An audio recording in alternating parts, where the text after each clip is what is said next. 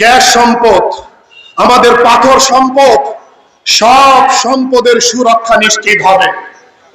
Gas সম্পদের রক্ষণাবেক্ষণে যে অনিয়ম দেখতে পাচ্ছি, পাথর কোয়ারি বন্ধ করে রাখা হয়েছে, পাথরের ব্যবসা বন্ধ করে রাখা হয়েছে ভারতের স্বার্থ পূরণ করবার জন্য। তার স্বার্থ পূরণ করার জন্য।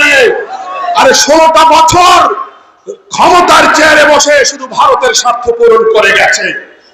আমরা আগামীর বাংলাদেশে আর কারো কাছে বাংলাদেশকে আমরা লিজ দেব না।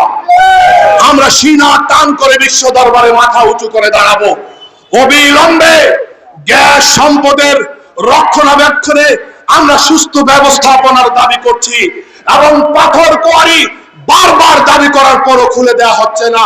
কাল বিলম্ব না করে অসংখ্য অগণিত মানুষের জীবন জীবিকা নির্ভর করে এই সেক্টরে।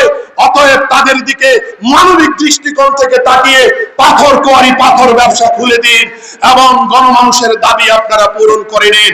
আল্লাহ আজকের এই কর্মী সম্মেলনকে কবুল করুন, আমাদের সকলের হাজিরি উপস্থিতিকে কবুল করুন।